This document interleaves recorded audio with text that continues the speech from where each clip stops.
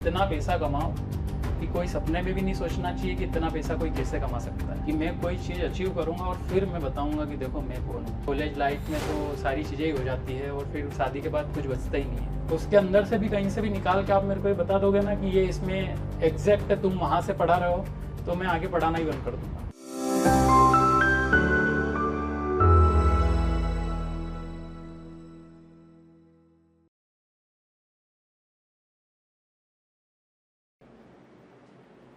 आप सभी को मेरा नमस्कार। मेरा नाम निखिलेश पाटीदार है और इंसान का जन्म क्यों हुआ है उसका यह थर्ड पार्ट है। अगर फर्स्ट और सेकंड पार्ट आपने नहीं देखा है तो वह जरूर देखिए, नहीं तो यह वीडियो शायद ही आपको समझ में आए। ठीक है, हमने लास्ट वीडियो के अंदर धर्म, अर्थ, काम, मोक्ष और सारी चीज़ें समझी थी, माइनस प्लस देखा था। ठीक है, अब इसके मैंने बोला था लास्ट वीडियो के अंदर कि आप कमेंट्स करना, तो जिन भी लोगों ने कमेंट्स किया है यूट्यूब चैनल पे उनको बहुत बहुत धन्यवाद दिल से। और उन्होंने यह बताया है कि उनके अंदर है ना निडरता है ना, वो सत्व गुण वाले हैं। दूसरे नंबर की कैटेगरी में बहुत सारे लोगों ने मेरे को व्हाट्सअप पे, इंस्टाग्राम पे और मिल के मेरे को बताया कैसा क्या वीडियो लगा, और कमेंट्स उनके जो भी क्वेश्चंस थे, प्रश्न थे, वो मेरे से पूछे, है ना। ये है रजस गुण वाले, जिनको ऐसा लगता है कि नहीं अकेले में बात करनी है। और एक तामसिक कैटेगरी आती है, थर्ड कैटेगरी। बहुत सारे लोगों के मन में क्वेश्चंस थे, ठीक है, कि मेरे को ये पूछना है, मेरे को ये बताना है, वो ना पूछ पाए ना बता पाए, है ना। मैंने जबकि बोला था कि कोई भी आपको चीज़ समझ में ना आए ना तो आप पूछना। अब ये काम कैसे करता है, सत्व, रजो, तमो, जो सात्विक वाले गुण वाले रहते हैं ना। जैसे मैं एक एग्जांपल लेता हूँ कि 12th क्लास के बच्चे, मतलब एक स्कूल की कोई सी भी क्लास के बच्चे रहते हैं, तो कोई टीचर आपको पढ़ा रहा है ना, तो वो आपसे पूछता है कि सारी चीज़ें समझ में आ रही है, नहीं आ रही है, कोई सा स्टेप्स ये इसके अंदर, इक्वेशन के अंदर कोई सी भी चीज़ आपको पढ़ा रहा है तो वो पूछता है।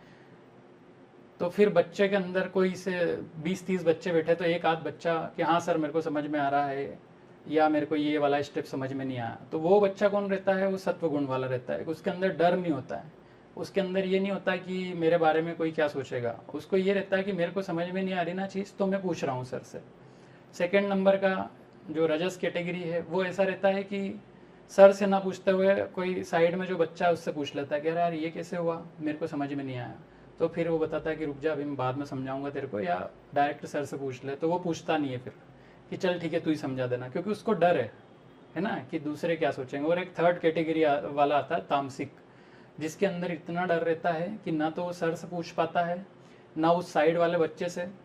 वो अपना क्वेश्चन लेके घर चले जाता है ना, कि क्या पूछना, चलो छोड़ो, जो भी चल रहा है चलने दो और मूव ऑन, कि आगे निकल जाओ।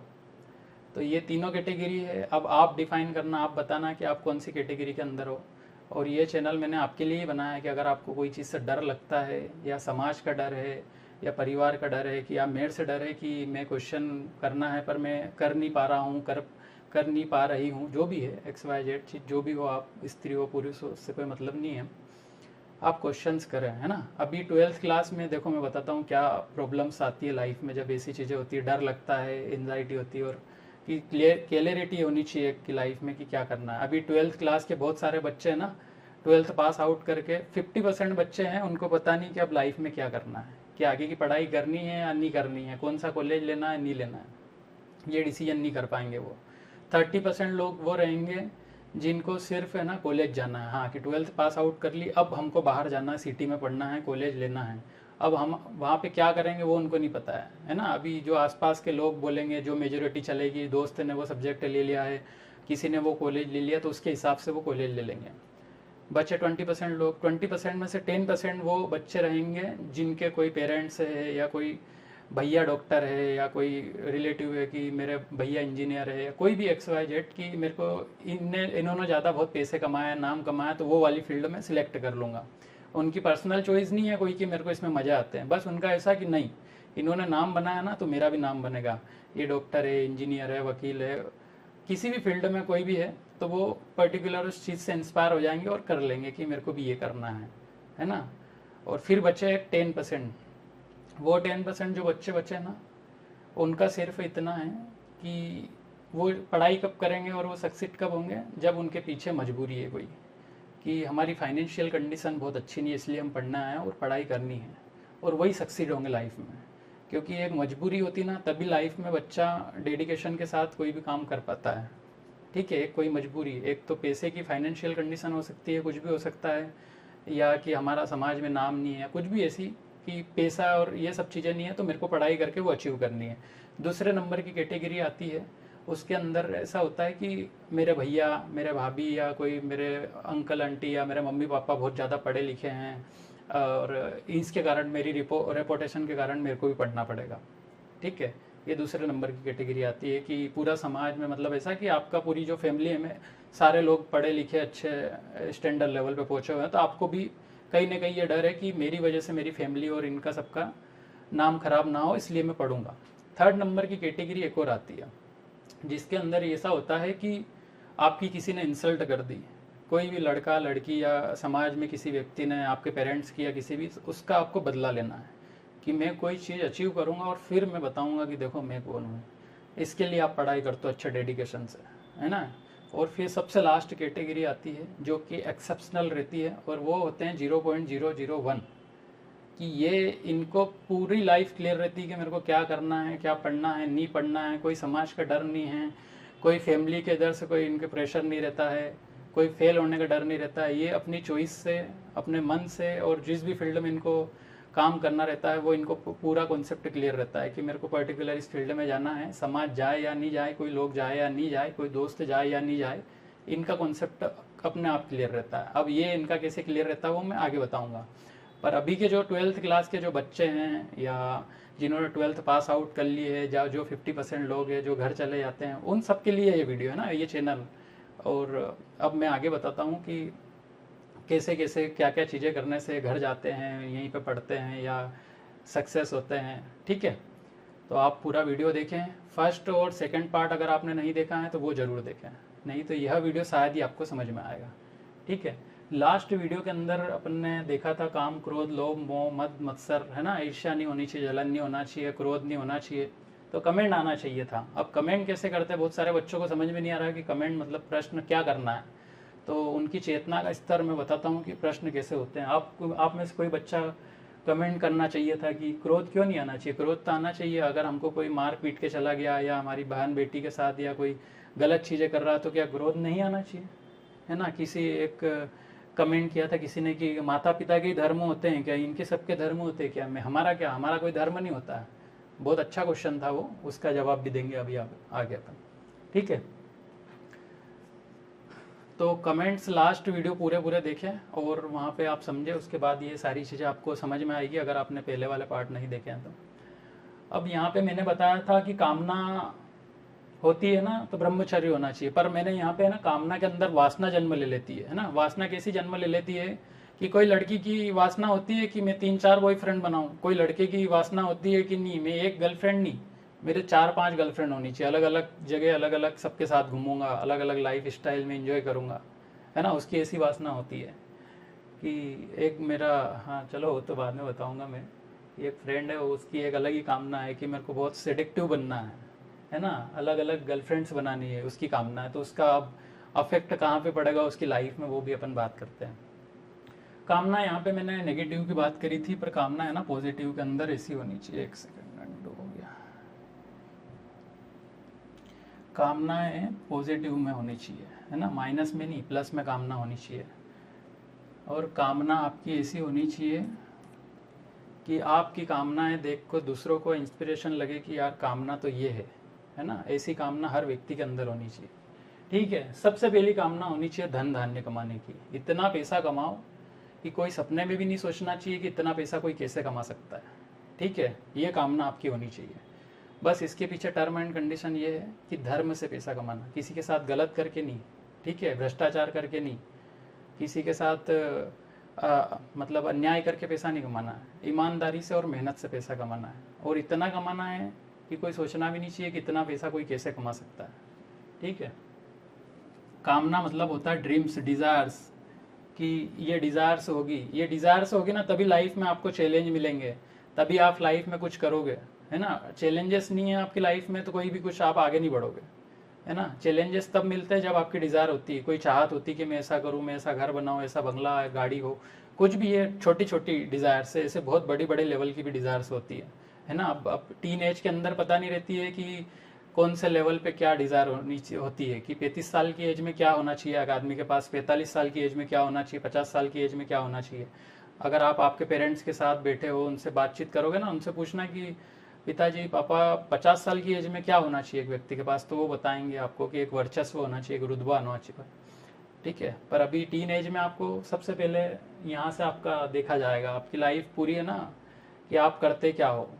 तो ये सारी चीज़ें अपन समझते हैं कौन कौन सी कामनाएं होनी चाहिए हर इंसान के अंदर, की धन धान्य होना चाहिए, लक्ष्मी, लक्ष्मी के अंदर यहाँ डिनोट किया गया है वाइफ को, है ना।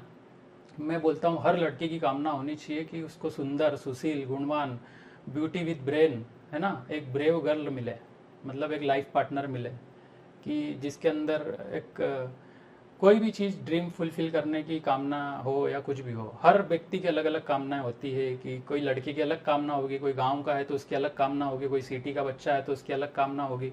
गांव वाला बच्चा अगर है तो वो तो बोल रहा है कि मेरे पेरेंट्स का ध्यान रखे, मेरी फैमिली का ध्यान रखे, खाना वाना अच्छा बनाता आता हो उसको, और ये कामना होनी चाहिए। सिटी वाले बच्चे की अलग डिज़ायर होती है कि मेरे साथ मैं कहीं पे भी जाऊँ घूमने फिरने तो वो कंफर्टेबल हो, उसको सारी चीज़ें आनी चाहिए, ऐसी उसकी कामना है। मेरी भी अलग कामना होगी कि मेरी जो लाइफ पार्टनर बने उसके ड्रीम्स हो, एक चैलेंजिंग लाइफ जिए, वो ड्रीम को फुलफिल करें, है ना, एंजॉय करें लाइफ को, थोड़े मतलब मज़े ले लाइफ के, है ना, ऐसा नहीं कि बोरिंग लाइफ जिए। तो ऐसी मेरी कामना हो सकती है, तो ऐसी सबकी कामनाएं होती है। और यहाँ पे जो मैं लक्ष्मी है ना, इसके अपोजिट मतलब नारायण, तो नारायण मतलब ऐसा कि एक जेंटल मैन, है ना, कि यहाँ पे एक लड़का बहुत स्मार्ट होना चाहिए, कि जो भी मेरे को लड़का मिले ना बहुत स्मार्ट होना चाहिए, परफेक्ट होना चाहिए, ज्ञान होना चाहिए उसके अंदर, वैभव होना चाहिए, कितना हम्बल है, कितना मेरी केयर करता है, दूसरों की रिस्पेक्ट कितना करता है, मेरी फैमिली की रिस्पेक्ट कितनी करता है, ये सारी चीज़ें क्वालिटीज़ उसके अंदर होनी चाहिए। एक ब्रेव होना चाहिए वो, कि मेरे को दुनिया से, समाज से, सबसे प्रोटेक्ट करके रखे और मेरी रिस्पेक्ट करे। ये सारी चीज़ें कब मिलती है, जब ये लक्ष्मी और नारायण कब होता है मालूम है, जब आप सिर्फ, आपको ये पता है कि मैं सिर्फ, है ना, एक ये टर्म एंड कंडीशन है इसके पीछे। ये कब मिलेगा, इसके पीछे एक टर्म एंड कंडीशन ये है कि हर इंसान के लिए, हर पुरुष के लिए सिर्फ एक ही स्त्री बनी है इस संसार में, और एक हर स्त्री के लिए सिर्फ एक ही पुरुष बना है, बस। ठीक है, अब इससे मैं ये समझाना चाह रहा हूँ कि कोई भी गलत एक्टिविटी नहीं करनी है जब तक वो पर्सन आपको नहीं मिले। ठीक है, लाइफ में जब तक वो लड़का नहीं मिले ना, तब तक आपको कोई भी ऐसी एक्टिविटी नहीं करनी है जो शादी के बाद होने वाली एक्टिविटी रहती ना, वो पहले नहीं करनी है। अब मेरी यहाँ पे थोड़ी सी भाषा, मेरे को जो मेरा लेवल है वो मेरे को डाउन करना पड़ेगा, क्योंकि जेनजी जनरेशन, नई जनरेशन है ना, उनको मेरे को समझानी है सारी चीज़ें की। तो अगर किसी को कोई आपत्ति हो या कुछ मेरे वर्ड्स बुरे लगे तो एक डिस्क्लेमर मैंने हिंदी और इंग्लिश दोनों में दे रखा है, उसको आप पढ़ें, है ना, और उसके अनुसार मेरे को आप गाइड करें। ठीक है, तो अभी जो नए बच्चे हैं ना, उनको मैं समझाना चाह रहा हूँ कि बचपन में मतलब कोई, क्योंकि अभी समाज इस स्तर पे पहुंच गया है, बच्चों का लेवल या ब्रेन उनका इस स्तर पे पहुंच गया कि 8th 9th क्लास में बॉयफ्रेंड बन रहे हैं, और कॉलेज लाइफ में तो सारी चीज़ें ही हो जाती है, और फिर शादी के बाद कुछ बचता ही नहीं है। ठीक है, तो अब ये गलत चीज़ें अगर हो जाएगी ना, तो ये सारा यहाँ पे कोई मिलेगा नहीं, यहाँ पे, है ना, लक्ष्मी और नारायण वाली क्वालिटीज़ नहीं मिलेगी। फिर आपको कॉम्प्रोमाइज़ करना है कि जो भी आ गया ठीक है, क्योंकि ये चीज़ सिर्फ एक ही बार मिलती लाइफ में, है ना। तो उस चीज़ का आप पर्टिकुलर ध्यान रखें, और इसको और समझे आप पेरेंट्स से, आपके दोस्त से, कि मैं क्या बोलना चाह रहा हूँ, कि शारीरिक क्रिया नहीं करनी है, कि स्कूल में ही सारी चीज़ें कर ली आपने या कॉलेज में ही सारी चीज़ें कर ली तो जिससे शादी होगी उसके साथ क्या, फिर कोई एक्साइटमेंट नहीं रहेगा, है ना, लाइफ में कोई वैसी चाहत नहीं रहेगी कि मेरी शादी होगी, मेरे डिज़ायर्स, वैसी कुछ नहीं रहेगी कामना, बस ऐसा कि हाँ ठीक है अब हो गया, अब हो जाने के बाद कुछ भी नहीं रहता, है ना। तो एक ये कामना होनी चाहिए कि एक परफेक्ट इंसान मिले मेरे को लाइफ में, एक परफेक्ट लड़का या लड़की मिले, है ना, ये आपके हाथ में है। अगर वो चाहिए तो उसके लिए आपको मेहनत करनी पड़ेगी, आपके अंदर वो क्वालिटीज़ होनी चाहिए जो दूसरे के अंदर आप देखना चाह रहे हो। अगर आपको बहुत अच्छी लड़की चाहिए, बहुत अच्छा लड़का चाहिए ना, तो आपके अंदर क्वालिटीज़ होनी चाहिए, और वो खुद को अर्न करनी पड़ेगी, है ना, कि मेरे अंदर, मेरे को बहुत अच्छी लड़की चाहिए तो मेरे अंदर भी गुण हों कि मैं उसकी रिस्पेक्ट कर पाऊँ, या बहुत अच्छी लड़की कोई चाहती है कि ऐसा लड़का मिले तो उसके अंदर भी वो क्वालिटीज़ होनी चाहिए कि हाँ इस लेवल की क्वालिटीज़ मेरे अंदर है, तो आप दोनों एक दूसरे की रिस्पेक्ट कर पाओगे। नहीं तो ऐसा होगा कि लड़की के अंदर तो बहुत सारी क्वालिटीज़ है पर लड़का नहीं समझ पा रहा है, लड़के के अंदर तो बहुत सारी क्वालिटीज़ है पर लड़की नहीं समझ पा रही है, मतलब वैल्यू नहीं कर पाओगे एक दूसरे की दोनों। ठीक है, तो ये यहाँ से मिलेगा। इसके लिए आपको ब्रह्मचर्य का पालन करना पड़ेगा, इस संसार में आपके लिए एक ही स्त्री और एक ही पुरुष बना है, ठीक है। वही आपका दोस्त रहेगा, वही आपका जिगरी रहेगा और वही सब कुछ है आपका, है ना। उससे सारी चीज़ें आप शेयर करो, बात करो, सब करो। मैं ये नहीं बोल रहा हूँ कि गर्लफ्रेंड बॉयफ्रेंड मत बनाओ, सब बनाओ, पर एक, है ना, एक के साथ सब सारी चीज़ें होगी। बस ये याद रखना हमेशा, रिमेंबर दैट वन थिंग, कि एक ही व्यक्ति मेरे लिए बना है बस, कि उसके साथ मैं सारी एक्टिविटी करूँगी। हर किसी के लिए नहीं बना हूँ या बनी हूँ, है ना। नहीं तो अभी स्थिति ये है कि आए चाहे जो एरा गेरा या कोई भी लड़की आई तो उसके साथ ही सारी एक्टिविटी हो गई है, बस ख़त्म। जितनी ज़्यादा ये इन एक्टिविटी में आप जाओगे ना, उतने आगे की जो भी लाइफ में अचीवमेंट्स है ना, वो कम होती जाएगी। ऐसा सिस्टम बना है, नहीं तो हर कोई मज़े ले लेता और हर कोई सक्सेस हो जाता, है ना। सक्सेस ये जितने भी महर्षि सन्यासी संत और ये सब समझाते हैं ना, ब्रह्मचर्य का पालन करो, एक ही स्त्री के साथ या एक ही पुरुष के साथ रहो और सारी चीज़ें करो, क्योंकि वो आपको चाहते हैं कि आप लाइफ में सक्सेस को अचीव करो, है ना, ऊर्ध्वगामी चिंतन रखो। इसलिए आपको वो इतना गाइड करते हैं और सारी चीज़ें करते हैं। और भी बात करेंगे इस पर, जैसे कमेंट्स आएंगे उस हिसाब से। वैभव के अंदर होती है क्वालिटीज, स्किल्स, आपका ज्ञान, आपका जो भी जितनी भी आपके अंदर क्वालिटीज है, आपके गुण कितने हैं, है ना। कि अब वैभव के अंदर ऐसा होता है कि अलग अलग फील्ड का नॉलेज होना किसी को, कि किसी भी टॉपिक पे आप मेरे से कितनी भी देर बात करो, मैं कर सकता हूँ। मेरे को राजनीति का भी ज्ञान है, मेरे को फार्मिंग का भी ज्ञान है, कृषि का भी ज्ञान है, मेरे को अध्यात्म का ज्ञान भी है ना। मेरे को टेक्नोलॉजी का भी ज्ञान है, मेरे को एआई का ज्ञान है, या मेरे को लॉयर का ज्ञान है, मेरे को साइंस मतलब जो डॉक्टर की फील्ड रहती है उसका भी ज्ञान है। जो भी XYZ चीज़, बहुत सारी अलग अलग फील्ड होती है, उसमें पर्टिकुलर आपको ज्ञान होना चाहिए। किसी भी फील्ड का आपसे कोई भी पूछ ले तो लिटिल बिट ज्ञान आपको हर फील्ड का होना चाहिए उसका, ठीक है। वैभव के अंदर आती है आपकी स्किल्स, है ना, कि आपके अंदर कोई सा टैलेंट हो, आप डांस अच्छा करते हो, आप अच्छा बोलते हो, आप बातचीत अच्छी करते हो सबसे, आप सिंगिंग अच्छी करते हो, आप गिटार अच्छा बजाते हो, आप मतलब खेती भी अच्छी करते हो, तो ये भी एक टैलेंट है कि हाँ यार वो मतलब प्रॉपर तरीके से व्यवस्थित काम करता है। तो ये वैभव के अंदर आता है कि आपकी क्वालिटीज़ क्या है, ठीक है। तो वैभव तो होना चाहिए। ये सारी कामनाएं बता रहा हूँ मैं कि आपके अंदर क्या क्या ड्रीम्स होने चाहिए, क्या क्या डिज़ायर्स होनी चाहिए, क्या क्या कामना होनी चाहिए। एक बच्चे के अंदर होना चाहिए कि नहीं मेरे को डांस भी आए, मेरे को सिंगिंग भी आए, कोई भी चीज़ ऐसी कि इसको बीट करना बहुत मुश्किल काम है, कि इसके अंदर ये टैलेंट है ना, तो बहुत अच्छा टैलेंट है, मतलब ऐसा। और वो सुप्रीम लेवल पे होना चाहिए कि आपको बीट करने के पहले सामने वाला कोई सोचे कि इसको मैं यहाँ टक्कर दूँ या नहीं दूँ, है ना। उसका कॉन्फिडेंस ऐसा हो जाना चाहिए कि यार इसके सामने मैं नहीं बोल पाऊँगा, ठीक है। इस लेवल का आपको किसी भी चीज़ के अंदर स्किल्स है तो उसके लिए आपको मेहनत करके वो अचीव करना पड़ेगा, ठीक है। ये वैभव के अंदर आता है। फिर मान सम्मान, ये होना चाहिए, ये कामनाएं होती है ना, कामनाएं होनी चाहिए। अब मान सम्मान किसको बोलते हैं, ये नहीं कि कोई अंकल आए और आ गए तो रूम में अब सब चुपचाप बैठ जाओ कि अरे यार अंकल आ गए। अंकल आए तो खुशी होनी चाहिए कि वाह यार अंकल आए हैं, थोड़ा सा बात करो, मस्ती करो उनसे, कोई भी मतलब।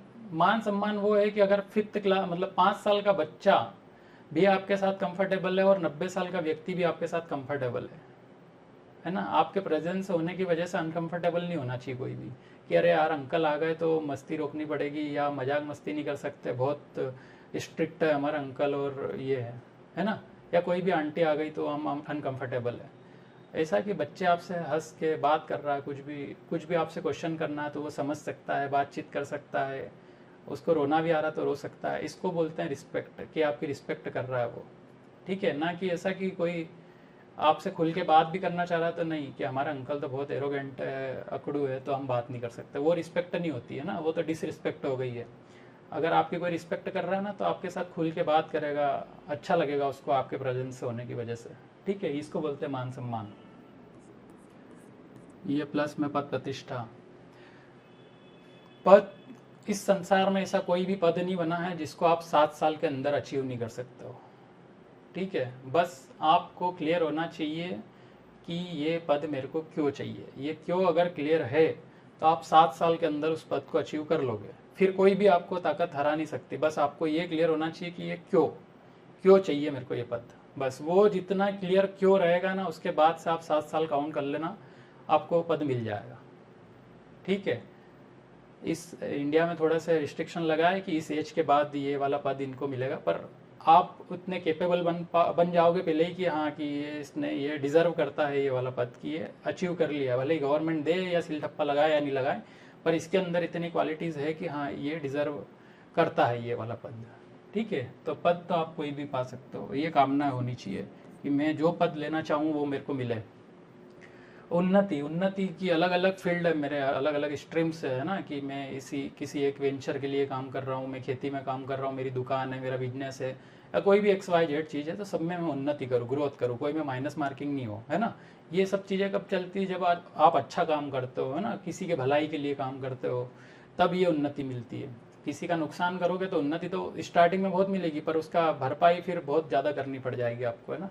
ये मैंने पिछले वीडियो के अंदर बताई थी कि भरपाई कैसे करनी रहती है, कि हर फील्ड में मैं जिस भी फील्ड में या जिस भी सेक्टर में मैं काम करूँ उसमें उन्नति हासिल करूँ, ग्रोथ हासिल करूँ।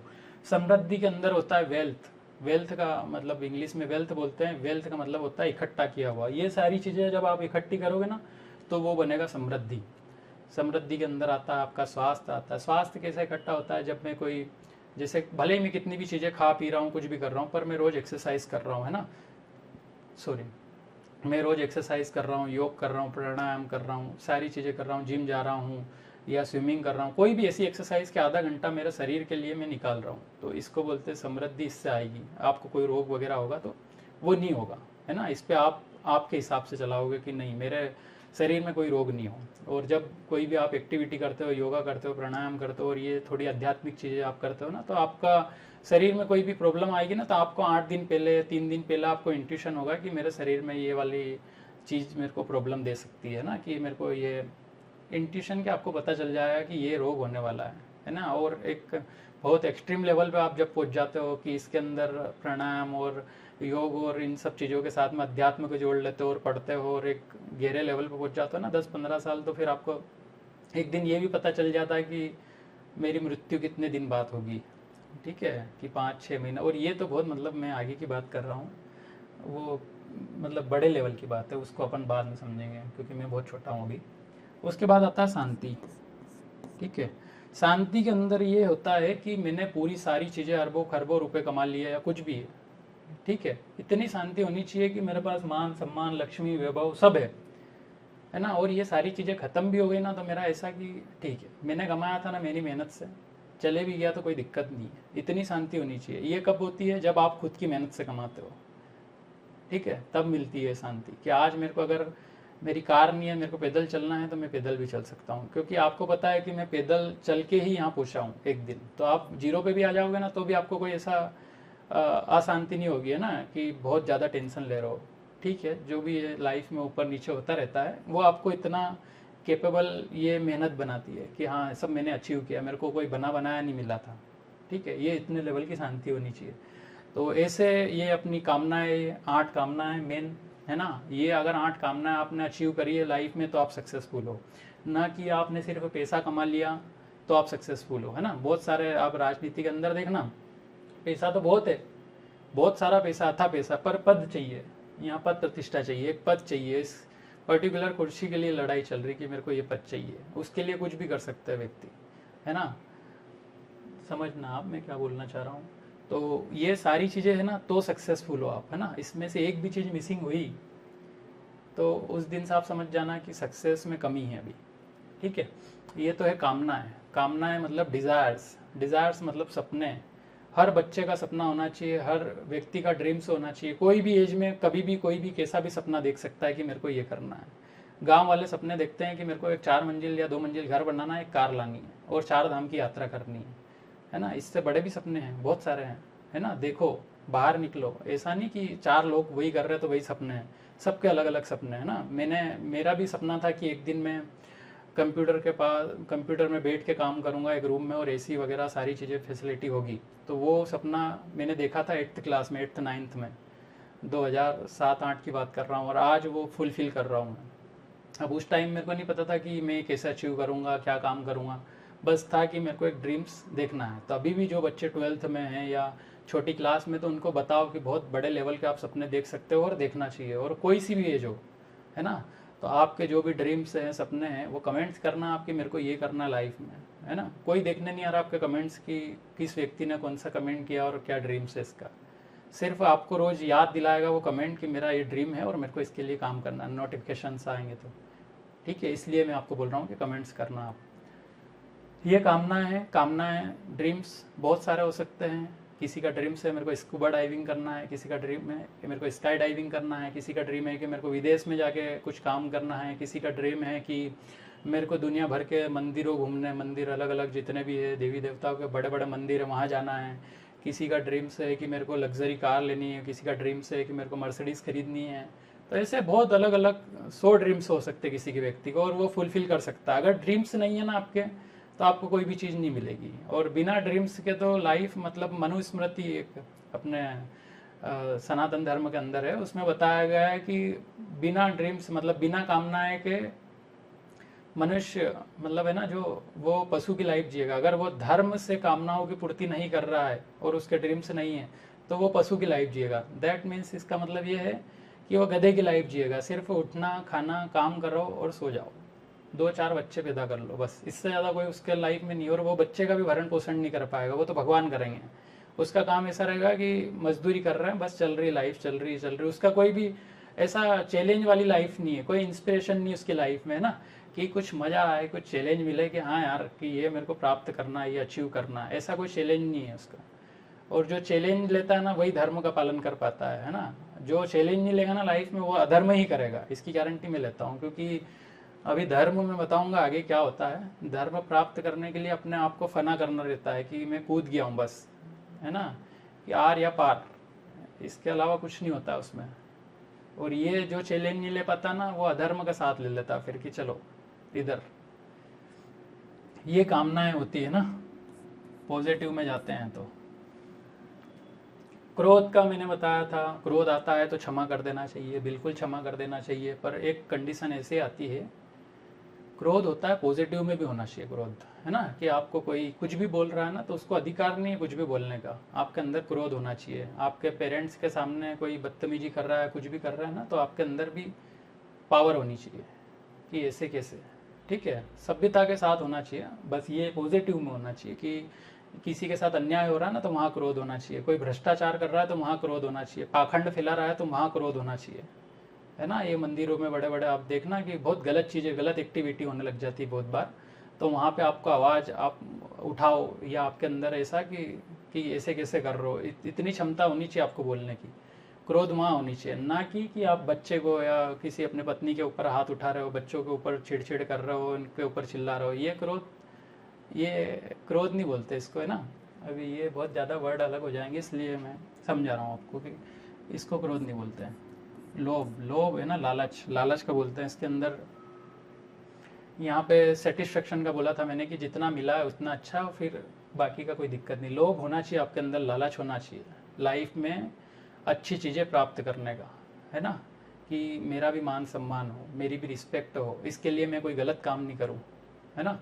एक मेरे को पोजीशन मिले जहाँ पे मैं, उसका लालच होना चाहिए कि मैं कोई अच्छे लेवल पे ले जाके काम करूं और अच्छे लोगों के लिए काम करूं, इसका लालच होना चाहिए, न कि ज़मीन जायदाद और इन सब चीज़ों का। ये आपके दम पे, अपने दम पे कमाने का लालच होना चाहिए कि मेरा क्या, मैं कमा के बताऊंगा ना। ये तो मेरे पेरेंट्स के पास भले ही 50-100 बीघा ज़मीन हो, पर मेरी थोड़ी ना है वो। आपको लालच होना चाहिए कि मेरा भी तो वजूद बने, ठीक है, तो इसके लिए लालच होना चाहिए। ये पॉजिटिव में होना चाहिए। भाई बंधु और इनसे लड़ोगे ना तो इनसे कोई काम का नहीं है, वो तो प्रारब्ध में जो मिला था आपको उसके हिसाब से आपको मिलेगा कि चलो ठीक है, आप इनके घर में जन्मे हो और इतने इतने बीघा की ज़मीन आपको आ गई है। अब आपके अंदर लालच है कि मेरे को ज़्यादा कमाना है, तो यहाँ पे ध्यान रखना फिर कि धर्म से कमाना है, किसी के साथ गलत करके नहीं कमाना है। और कमा सकता है व्यक्ति, और मैं भी ये सारी चीज़ें आपको बताऊँगा, इस पर मेरी लाइफ पूरी इसी पे चलेगी कि कैसे क्या करना रहता है, ठीक है। वैराग्य, ये प्लस में होना चाहिए। मोह है ना, प्लस में होना चाहिए। मोह किससे होता है? मोह किसी अपने गुरु से होता है, किसी इष्ट से होता है, अल्लाह से होता है, जीसस से होता है, जो भी सुप्रीम है उससे होता है ना। मोह होना चाहिए, सॉरी, कि भगवान से, कृष्ण भगवान हो, राधा हो, कोई भी हो, जिस भी आप भगवान को, जिस भी आप संप्रदाय में हो, जैन हो, सिख हो, जो भी हो, आपके जो गुरु है, जो संप्रदाय आप जिसको भी मानते आए हो, उनसे आपका मोह होना चाहिए कि ये इनसे मेरे को इंस्पिरेशन मिलती है, या ये है सुप्रीम लेवल पे, तो मैं इनको मानूं। उनसे अटैचमेंट होना चाहिए, क्योंकि शाश्वत जो है ना वही आपके साथ रहेगा। बाकी जो आंखों से दिख रही ना ये चीज़ें, ये सब खत्म हो जाएगी एक दिन। तो सबसे पहले तो इसका मोह होना चाहिए। तो ये, इससे अगर मोह होगा ना तो सब आपके लाइफ में जितनी भी सारी चीज़ें अच्छी बुरी सब यहीं से डिसाइड होती है कि आपको सबसे ज़्यादा अटैचमेंट किससे है ना। अभी मैं जब अध्यात्म में जब थोड़ा सा उतरा हूँ मैं अभी, तो मतलब तो मेरे को मतलब जब से मैं उतरा हूँ ना, तब से मेरी लाइफ में जितने भी पर्सन्स आ रहे हैं मेरे को बहुत पॉजिटिविटी आती है उनके अंदर से, बहुत अच्छा लगता है कि वाह यार ये मेरा कोई सपोर्ट करना है, मेरे को कोई नई चीज़ सिखाना है। मतलब किसी से मेरे को मतलब ऐसा अब मेरे खत्म ही हो गया कि कोई मेरा दुश्मन है इस संसार में। कोई सबके अंदर मेरे को कुछ ना कुछ अच्छा दिखता है कि वाह यार इसके अंदर ये क्वालिटीज़ है, इसने मेरे को ये सिखाया है, मेरी लाइफ में ये पर्सन आया तो इससे मेरे को ये सीखने को मिला है। सब ने मेरे को कुछ ना कुछ सिखाया, तो मेरा किसी से ऐसा नहीं है कि लड़ाई झगड़े हैं या किसी से मेरी दुश्मनी है ना। ये आपको जब भगवान से या सुपर पावर से अब जब आप मिलोगे ना, तब आपके अंदर ऐसा सारी चीज़ें बदलाव आएगा। सॉरी। मद, मद के अंदर होता है अहंकार, है ना। मद के अंदर होता है घमंड। अब यहाँ पे घमंड अलग होता है और अहंकार अलग होता है, ठीक है। घमंड बाहरी चीज़ पे होता है। घमंड कैसा होता है, जब किसी को घमंड होता है ना, तो घर का घमंड हो सकता है, किसी को बंगले का घमंड हो सकता है, किसी को सोने का घमंड हो सकता है, किसी को आभूषण का घमंड हो सकता है, किसी को अपने मेकअप का घमंड हो सकता है, मतलब खूबसूरती का घमंड हो सकता है ना। किसी लड़की को कि मैं बहुत स्मार्ट हूँ, किसी लड़के को कि देखो मेरे से ज़्यादा तो कोई है ही नहीं। ये घमंड बाहरी चीज़ों का है। अब आंतरिक चीज़ें नहीं, थोड़ा सा मैं कन्फ्यूज़न कर दिया मैंने। घमंड जो होता है ना, वो बाहरी चीज़ों का होता है। सोने का घमंड हो सकता है, बाहर की जो चीज़ें मटेरियल जो चीज़ें ना, उनका घमंड होता है कि हमारे पिताजी के पास बहुत पैसा है ना, हमारे दादाजी ने बहुत कमाया है, उसका हमको घमंड है। तो ये घमंड दूसरों की चीज़ों पे होता है, खुद की चीज़ों पे कम ही रहता है लोगों को घमंड, कि क्योंकि जब खुद कमाता है तो वो दूसरी चीज़ में कन्वर्ट हो जाता है, वो भी बता रहा हूँ मैं। अहंकार होता है अपने अंदर की चीज़ों पे। मैं बहुत खूबसूरत हूँ तो मेरे को घमंड कि मैं बहुत खूबसूरत हूँ, ऐसा हर किसी लड़के या लड़की के अंदर हो सकता है। थोड़ा सा मेकअप कर लेंगे तो उसके अंदर अहंकार हो जाएगा कि मेरे को बहुत अहंकार है इस चीज़ का। एक और बार क्लियर कर देता हूँ कि घमंड जो है ना, बाहर की चीज़ें, जितने भी मटेरियल चीज़ें हैं जो खरीद सकते हैं, बेच सकते हैं, सब कर सकते हैं, ले दे सकते हैं, उसके अंदर जो अहंकार होता है वो अपने खुद के अंदर। ज्ञान का अहंकार हो सकता है कि मेरे को इस ज्ञान का है अहंकार है, मेरे अंदर बहुत ज्ञान है, मैं किसी से भी शास्त्रार्थ कर सकता हूँ, किसी भी विषय पे बात कर सकता हूँ, ऐसा किसी को अहंकार हो जाता है। किसी किसी को अहंकार हो जाता है कि मैं बहुत खूबसूरत हूँ, है ना। कोई लड़का हो लड़की हो, उसको अहंकार हो जाता है, जो आंतरिक चीज़ें रहती है उसको अहंकार होता है। इन दोनों के ऊपर आता है गुरूर। ये तो बहुत छोटी चीज़ है ना, गुरूर के सामने 0.1 है घमंड और अहंकार। गुरूर बहुत बड़ी चीज़ है। गुरूर के अंदर है ना, आपके अंदर कुछ भी नहीं होगा, दूसरे आप पे गुरूर करेंगे, ठीक है। अगर मैं कोई चीज़ पढ़ा रहा हूँ, अच्छी पढ़ा रहा हूँ, तो मेरे दोस्त को एक गुरूर होगा कि वो मेरा दोस्त है, देखो कैसे पढ़ा रहा है, कैसे समझा रहा है, तो उसको गुरूर होगा मेरे ऊपर। कोई बच्चा बच्ची है, कोई अच्छी पढ़ाई कर रहे हैं, अच्छे लेवल पे पहुंच गए हैं, या कोई अचीवमेंट कर लिए, तो उनके माता पिता को गुरूर होगा उनके बेटे के ऊपर कि इसने मेहनत करके ये चीज़ कमाई है, तो हमको गुरूर है इसके ऊपर, है ना। तो गुरूर कब आता है, जब आप बहुत स्ट्रगल करते हो, आप मेहनत करते हो, तब आता है। और गुरूर जिसके अंदर रहता है तो ये बहुत पॉजिटिव वाली बात है, उसके अंदर की गुरूर है उसके अंदर। घमंड और अहंकार तो बहुत छोटी चीज़ है गुरूर के सामने, है ना। आपने एक मूवी देखी होगी, वो बाजीराव मस्तानी है शायद, उसके अंदर प्रियंका चोपड़ा मैम और रणवीर सिंह सर और वो दीपिका पादुकोण मैम रहते हैं। तो रणवीर सिंह सर है ना, दीपिका पादुकोण से शादी कर लेते हैं। तो प्रियंका चोपड़ा मैम बोलते हैं कि आप हमसे हमारी जान ले लेते हैं तो हम हंसते हंसते आपको दे देते, पर तुमने तो हमसे हमारा गुरूर छीन लिया। मतलब जिस भी पर्सन के अंदर क्वालिटीज़ रहती है ना, वो उसको आपने हमसे छीन लिया। बहुत मेहनत से हमने इसको कमाया था, वो आपने हमसे छीन लिया। तो गुरूर होना बहुत अच्छी बात है, ये होना चाहिए आपके अंदर। मत्सर के अंदर बताया था मैंने ईर्ष्या, है ना, जलन होती है। तो यहाँ पे क्या होता है कि दूसरों को कोई सक्सेस होता है तो उसके ऊपर जलन होती है, तो लोगों को दुख होता है कि ये कैसे आगे आगे निकल गया, है ना। तो यहाँ पे पॉजिटिव में भी जलन हो सकती है, और होना चाहिए कि इंदौर इतनी स्वच्छ सिटी कैसे, हमारा गांव भी तो स्वच्छ हो सकता है, साफ सुफ हो सकता है ना। कोई बच्चा इतनी मेहनत लगन से क्यों पढ़ाई कर रहा, मैं भी तो कर सकता हूँ। ये जिम क्यों जा रहा, मैं भी तो जा सकता हूँ। ये सुबह सुबह 4 बजे 5 बजे उठ के मेडिटेशन करते हैं, एक्सरसाइज करते हैं, तो हम भी तो कर सकते हैं। ऐसी जलन होनी चाहिए, ऐसी ईर्ष्या होनी चाहिए कि पॉजिटिव में, कि आपको ऊर्ध्वगामी चिंतन दे, कि आपको जो ऊपर उठाएं, है ना। ऐसा आपके अंदर ऐसी घृणा होनी चाहिए किसी के कि यार ये इतना अच्छा कर सकता है तो मैं क्यों नहीं, है ना। पॉजिटिव कॉम्पीट करना है आपको, ठीक है। अब ये सारी चीज़ें कब मिलती है अपने को, है ना, ये सारी चीज़ें कमानी रहती है ना, ये मटेरियल चीज़ें, ये आंखों से दिखेगी, धन धान्य दिखेगा आपका लोगों को, दूसरे के कितना घर गाड़ी बंगला घोड़ा मान सम्मान कितना हो रहा है, पद कौन सा है, समृद्धि कितनी है, इनके घर में कौन कौन ठीक है कौन ठीक नहीं है, स्वास्थ्य सब आपको सब दिखेगा। यहाँ पे क्या है, ये आध्यात्मिक स्पिरिचुअल चीज़ है, ये नहीं दिखेगी, ये सिर्फ फील होगी, है ना। आपसे कोई कितना लाड़ प्यार से बात कर रहा है, आपको कोई कितना केयरिंग कर रहा है, आपको कितना कोई लव कर रहा है, ये सारी चीज़ें यहाँ पे दिखेगी, है ना। और ये सारी चीज़ें कैसे काम करती है, अगर इस संसार में आप चाहते हो कि कोई आपसे प्यार करे, तो सबसे पहले आपको खुद से प्यार करना रहेगा, है ना। जब तक आप खुद से प्यार नहीं करोगे ना, तब तक इस संसार में कोई भी आपसे प्यार नहीं कर सकता।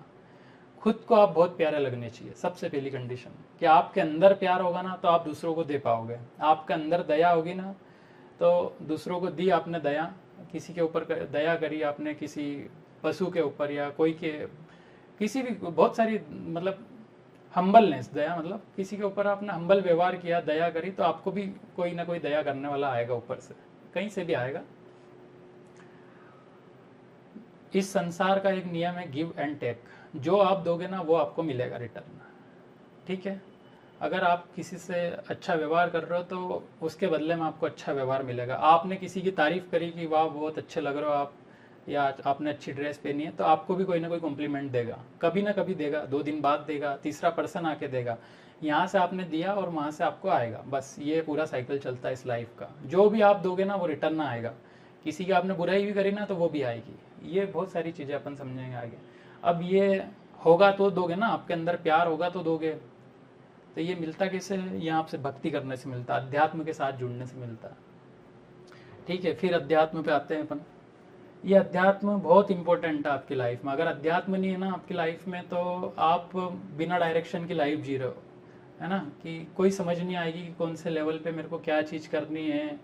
आप बहुत बिजी लाइफ में ऐसे हो जाओगे कि मेरे को बहुत पैसा कमाना, मेरे पास तो टाइम ही नहीं। फिर आप एक दिन देखोगे कि क्या कमाया मैंने, इतने साल से मैं मेहनत कर रहा हूँ, 20 साल 25 साल 5 साल से, कि मैंने कहाँ पे मैं पहुँचा हूँ, वो भी आप अपने आप को नहीं बता पाओगे कि मैं कर क्या रहा हूँ। वो सिर्फ दूसरों के लिए आप जियोगे कि मेरे को घर बनाना है, बंगला बनाना, गाड़ी बनानी, ये सब दिखावे के लिए आप जियोगे ना। एक दिन रुक के आप अपने अध्यात्म से, जिस दिन आपका मुलाकात होगी ना, उस दिन आपको रियल चीज़ पता चलेगी कि कौन सी चीज़ किसके लिए क्या करना है। कोई भी ये मटेरियल चीज़ें ना, कोई भी आपके मतलब ऐसा कि सेटिस्फेक्शन नहीं दे सकती, है ना। खुशी आंतरिक अंदर है, बाहर आप कुछ भी चीज़ें ढूंढने जाओगे ना, कोई उससे आपको मज़े नहीं आ पाएंगे। ये ठीक है, आगे की बहुत बड़ी बड़ी बातें हैं, ये नहीं करना है मेरे को अभी, क्योंकि ये जेनजी जनरेशन को अभी मैंने 2-3 रिव्यू लिए थे, तो उनको बच्चे बोल रहे थे कि बहुत आध्यात्मिक चीज़ें हैं और बहुत समझ नहीं आ रही है हमको, तो बोरिंग कर रही है। तो मेरा काम ही है बोर करने का, क्योंकि यह चैनल मैंने कोई आपके इंटरटेनमेंट करने के लिए नहीं खोला है, क्योंकि पूरी दुनिया आपका इंटरटेनमेंट कर रही है। आपकी जो चेतना का स्तर है उसको कम कर रही है, आपका सोचने समझने का जो लेवल है उसको कम कर रही है। आपको हज़ारों चीज़ें मतलब अवेलेबल करवा दी गई है यहाँ पे कि ये पढ़ो वो पढ़ो ऐसे पढ़ो ऐसे करो, पर आपके ब्रेन के पास इतनी क्षमता नहीं बची है आपकी कोई भी एक्शन ले पाए वो, कि मैं एक भी काम 5-6 दिन कर पाऊँ, है ना। अभी आप फोकस करके देखना अभी आपके ब्रेन के ऊपर, कि मैं ट्यूटोरियल तो हर चीज़ के देख लिए, मैंने समझ भी लिया कैसे क्या काम करना है, पर वो करने जाओगे ना उस दिन एक मोटिवेशन ही नहीं है, एक डेडिकेशन ही नहीं है कि मैं काम को 4-5-10 दिन कर पाऊँ। ये आप खुद से भी प्रैक्टिकल करके देखना, या आसपास भी देखना कि किसी बच्चे को आप कोई भी चीज़ करने का बोलोगे ना तो उसको चिड़चिड़ होने लग जाएगी कि नहीं मेरे से नहीं होगा ये, वो वहीं 2-4-5-10 दिन में ही हार मान जाएगा। तो अब ये यहाँ पे अध्यात्म के अंदर यहाँ से चालू होती है भक्ति करना। मैंने लास्ट वीडियो के अंदर बताया था कि क्या कैसे क्या करना है, ठीक है। भक्ति का उदाहरण बहुत सारे लोग हैं, है ना, किसी से भी आप समझ लो, सब यही बोलेंगे कि आपको मंत्र चेंटिंग करना है। क्यों करना है? क्योंकि चेतना का स्तर बढ़ेगा, बस, इसके अलावा कुछ भी नहीं है। मंत्र चेंटिंग इसीलिए करना, अब इसमें आप किसी का भी कर सकते हो, है ना। हमारे एरिया में एक बहुत बड़े संत है कमल किशोर जी नागर, जिनका नाम है, बहुत फेमस है, वो इंटरनेशनल लेवल तक उन्होंने कथा करी है, और हमारे गांव में भी आए थे वो आज से 20 साल पहले, जब से मैं जानता हूँ उनको। वो सिर्फ एक ही लाइन बोलते हैं हर कथा के अंदर, जो भी उनको जानते हैं या जो जो जो लोग उनको फॉलो करते हैं उनको पता होगा वो लाइन, या उनसे स्वयं से भी पूछ लेना कि ये लाइन आप हर कथा में बोलते हो कि नहीं बोलते हो। वह कुछ बोले नहीं बोले पर ये लाइन जरूर बोलते हैं कि क्यों रे मन तू सुमरन क्यों नहीं करे। उससे ये बताना चाह रहे हैं वो कि आप मंत्र जप करो, घर पे बैठ के ही करो, कहीं भी मत जाओ, घर में ही करो। घर में ही आपको हरि, भगवान, अल्लाह, जीसस सब मिल जाएगा। आप मंत्र उसका ध्यान करो, उसका जप करो। वो इसलिए आपको बार बार बोलते हैं कि जितने भी लड़ाई झगड़े हैं दुनिया भर के, कि इससे जलन होती, उससे जलन होती, सब जो आपके मन के अंदर जो मेल है ना, वो सब निकलता जाएगा और आपको चीज़ें समझ में आएगी, आपकी चेतना का स्तर बढ़ेगा उससे, है ना। अच्छा बुरा क्या है, आपका विवेक कैसे काम करता है, सब अपने आप, सारे ग्रंथ वेद सब अपने आप समझ में आएंगे।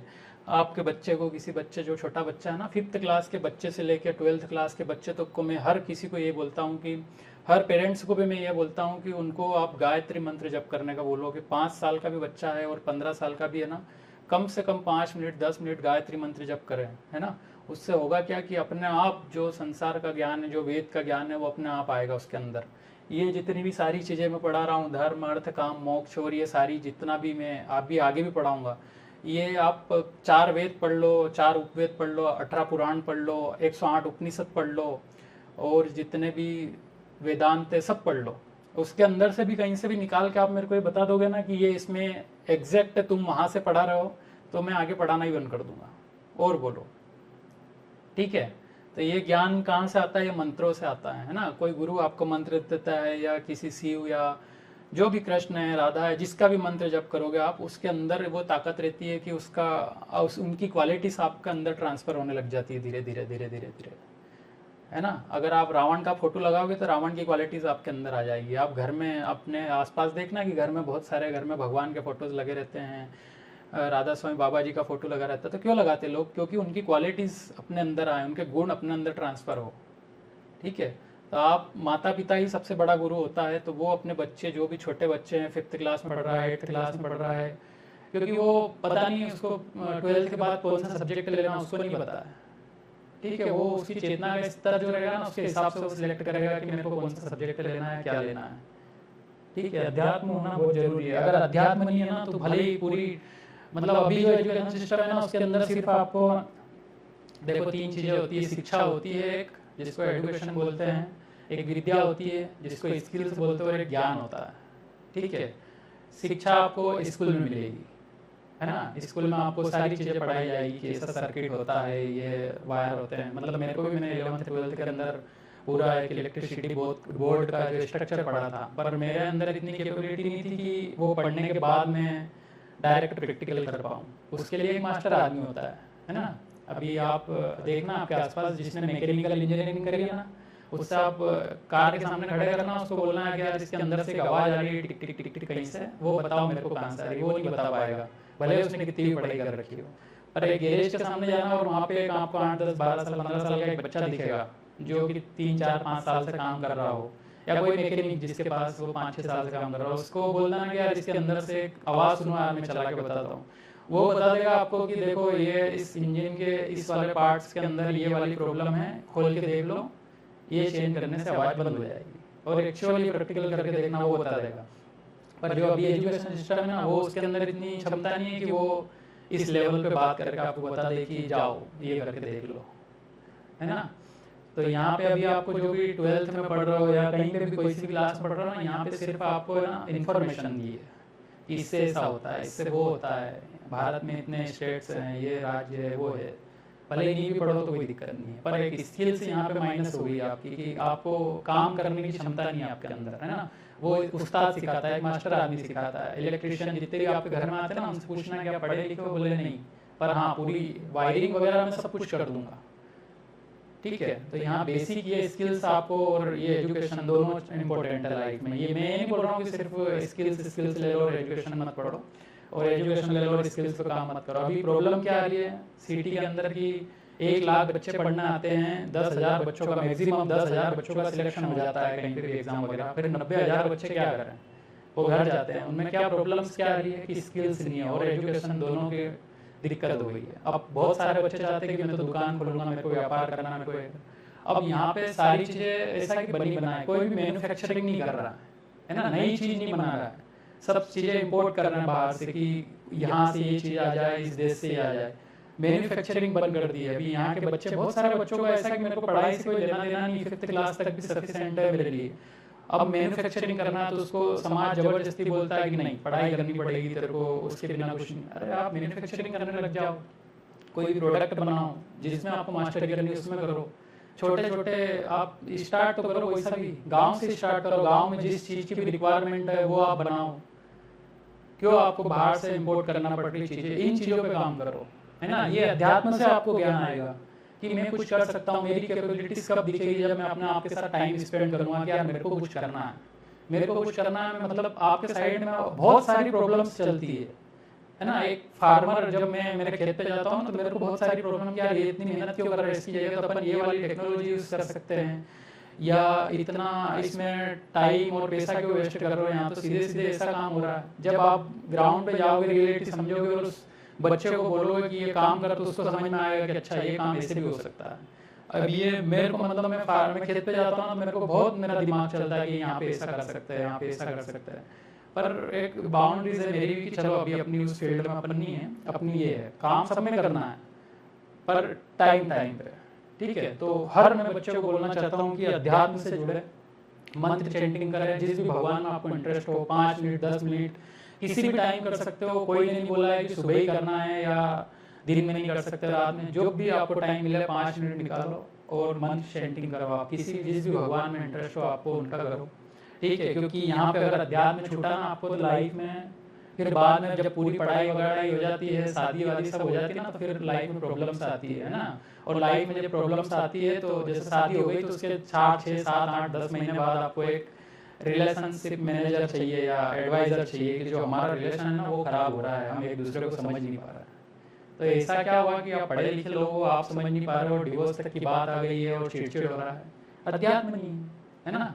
एक बच्चा है, उसने पढ़ाई वढ़ाई पूरी कर ली और फिर एक दिन ऐसा आता है कि नहीं अब मैंने बहुत जेई डबल मतलब जेई मेंस की, यूपीएससी की और ये बड़ी बड़ी एग्जाम की तैयारी करी और एक दिन ऐसा कि मेरे को सुसाइड करना है। अब मेरा मन तो ऐसा कर रहा है कि मैं फेल हो रहा हूँ लाइफ में हर जगह से, मेरे घर वालों को जवाब नहीं दे पाऊंगा। ये क्यों हो रहा है? क्योंकि अध्यात्म नहीं है, ठीक है। इस एग्जाम में पास नहीं हुए, मेहनत करी, दूसरी में पास होंगे। ये मोटिवेशन ये कॉन्फिडेंस कहाँ से आएगा? ये अध्यात्म से आएगा, ठीक है। तीसरे नंबर पे लेवल पे ऐसा होता है कि भैया हमने सारी चीज़ें पढ़ ली है, सब आ गया, ज्ञान भी आ गया, पर डीमोटिवेट हो गए। अब हमको मोटिवेशनल स्पीकर की जरूरत है ना, वो हमको मोटिवेट करेगा, उसके बाद हम लाइफ में कर पाएंगे। अध्यात्म होता तो एक चैलेंज लेने की क्षमता आती है कि हाँ ठीक है, आंद दो, क्या है, क्या प्रॉब्लम है, लड़ेंगे, ठीक है, जो होगा देखा जाएगा। फिर आता है लाइफ कोच, वो आपको बताता है कि आपको लाइफ कैसे जीनी है, वो आपको 2-4 मंत्र देता है कि ये करो वो करो। ये बस ये भक्ति, यहाँ पे ना कोई भी आपके ऊपर सुप्रीम पावर नहीं है, इसलिए ये सारी चीजें हो रही है, ठीक है।